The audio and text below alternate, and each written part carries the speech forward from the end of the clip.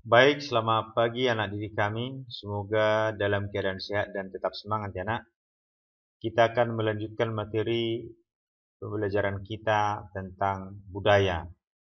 Yaitu kita tahu bahwa bangsa Indonesia memiliki banyak budaya yang berbeda-beda. Maka muncul pertanyaan, apa saja yang memengaruhi perbedaan budaya masyarakat Indonesia? Salah satunya adalah karena perbedaan lokasi ataupun wilayah. Daerah dataran tinggi, pegunungan, tentu berbeda budayanya dengan masyarakat yang ada di daerah pesisir. Bentuk rumahnya juga berbeda. Di daerah pegunungan misalnya tidak membutuhkan banyak ventilasi dan biasanya rumah panggung dia yang sangat tinggi untuk menghindari serangan binatang buas. Sedangkan di daerah pantai harus banyak ventilasi karena suhunya panas. Kemudian yang kedua adalah karena perbedaan agama ataupun keyakinan. Kita tahu bahwa setiap agama pastilah memiliki unsur-unsur budaya yang berbeda. Salah satunya adalah tempat ibadah, ya coraknya berbeda. Kita umpamakan misalnya antara Hindu dan Islam. Kemudian ada relief ataupun kaligrafi yang menceritakan sesuatu yang berhubungan dengan keagamaan itu. Kemudian selain itu sebenarnya masih ada faktor penyebabnya kenapa berbeda, misalnya adalah karena tradisi ataupun adat istiadat dari masing-masing wilayah. Kemudian materi yang ketiga adalah perbedaan suku bangsa. Ya, Indonesia memiliki lebih kurang 300 kelompok etnik ataupun suku bangsa di Indonesia, dan masing-masing etnik ataupun suku bangsa ini memiliki budaya, ya. Berdasarkan Badan Pusat Statistik bahwa yang lebih dominan itu adalah suku Jawa sekitar 41% dari seluruh jumlah. Kemudian menyusul suku Sunda, Melayu, Madura, Batak dan suku lainnya. Ya. Tapi walaupun berbeda-beda, ini memiliki derajat yang sama. Ya. Setiap suku harus mampu hidup berdampingan secara harmonis. Ya, karena ini akan menjadi kekayaan, ya, bukan menyebabkan perpecahan. Kemudian yang keempat adalah perbedaan pekerjaan. Pekerjaan ini adalah kegiatan ekonomi yang dilakukan oleh masyarakat untuk memenuhi kebutuhan. Pada saat ini, kita dapat menemukan berbagai jenis pekerjaan, baik itu sektor formal maupun informal ataupun non formal, ya. Semuanya memiliki peran yang besar untuk kemajuan bangsa dan negara.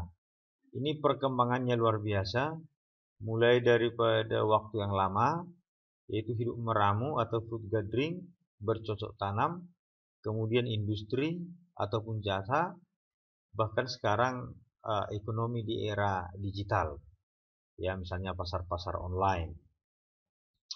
Baik, yang kelima adalah peran dan fungsi keragaman budaya. Fungsi daripada keragaman budaya itu tentu sangat banyak.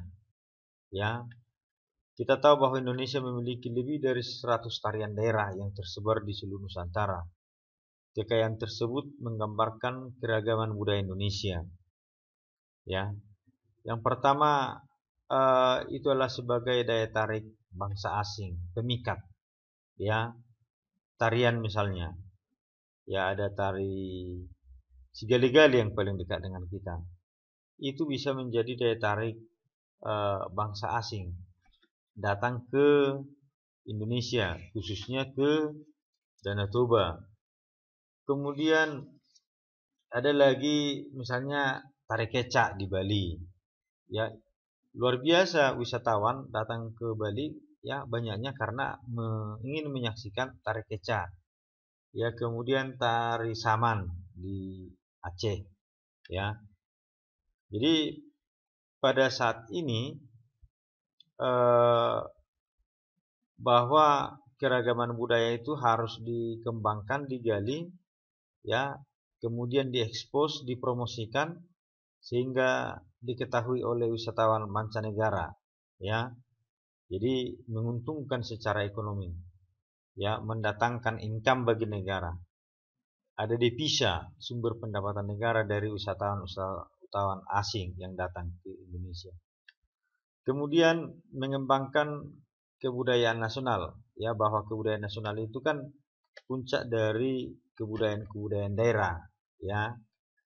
Kita umpamakan misalnya masalah pakaian batik, itu kan dari Jawa.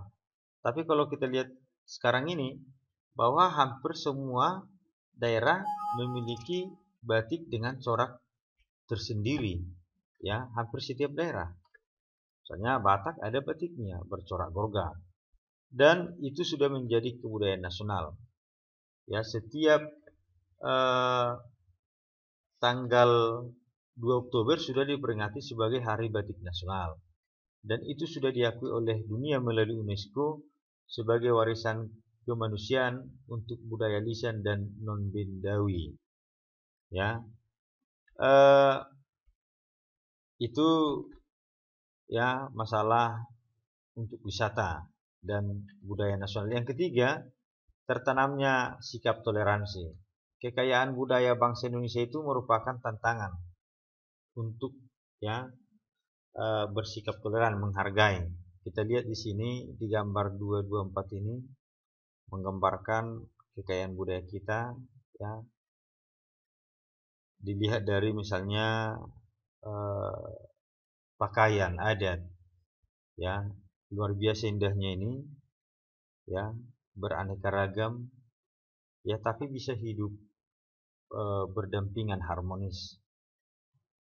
Barangkali bisa kita ingat, ya, apa yang dikemukakan oleh Emputan Tular tentang Bhinneka Tunggal Ika. Berbeda-beda tapi tetap satu. Beliau luar biasa. Ya, itu menjadi perekat, ya, supaya kita terhindar dari perpecahan. Sama seperti taman bunga, kalau hanya satu jenis bunga kurang indah rasanya. Tapi karena berbagai jenis, ada melati, ada anggrek, dan jenis bunga yang lain, akhirnya enak untuk dipandang. Demikian juga kekayaan budaya kita itu. Kemudian saling melengkapi. Keanekaragaman budaya Indonesia justru memberi kesempatan untuk saling mengisi, seperti tampak pada Festival Tarian Nusantara yang menunjukkan kekayaan budaya Indonesia. Anak didik kami juga barangkali sudah belajar tentang tari kreasi, ya, didesain dia, dikreasikan, dipadukan. Ada kolaborasi tarian beberapa daerah, ya, sehingga semakin menarik. Kemudian mendorong inovasi.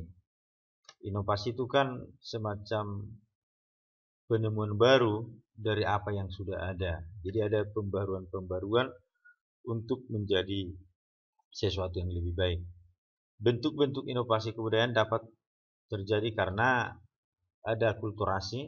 Akulturasi itu kan percampuran unsur budaya yang berbeda, tapi tidak menghilangkan unsur budaya asli. Berbeda dengan asimilasi. Kalau asimilasi itu kan percampuran dua unsur budaya yang berbeda, akhirnya membentuk budaya baru. Kita lihat di sini menara Masjid Kudus dan Balai Kulkul, ya, Taman Ayun Bali. Ada dua gambar ini. Di gambar yang sebelah kiri ini kalau kita lihat ini kan seolah-olah ada dua. Sesungguhnya ini satu kesatuan. Ini adalah Masjid Kudus, ya. Kalau ini kita kan lihat adalah masjid, tapi kalau ini ya berhubungan dengan Hindu. Tapi ini juga adalah bagian daripada masjid. Fungsinya ini adalah fungsi untuk agama Islam, ya, untuk mengumandangkan azan, ya. Cuman diambil dari arsitek Hindu. Jadi namanya akulturasi. Bangunan masjid menyerupai bangunan candi, ya, bercorak Hindu itu, ya, itu dari Balai Kulkul Taman Ayun Bali. Tapi fungsinya ya fungsi untuk agama Islam, ya. Jadi Itu beberapa yang perlu kita pahami tentang keanekaragaman budaya, keragaman budaya. Sekali lagi, bahwa itu akan menjadi kekayaan, ya, kekayaan budaya nasional yang tidak perlu dipertentangkan, tapi menjadi satu kesatuan yang indah, ya, bagi bangsa dan negara. Demikian yang bisa Bapak jelaskan. Silakan anak didik kami mengerjakan aktivitas individu, ya, boleh dibuka dari internet atau materi di kelas 7. Sekian dan terima kasih.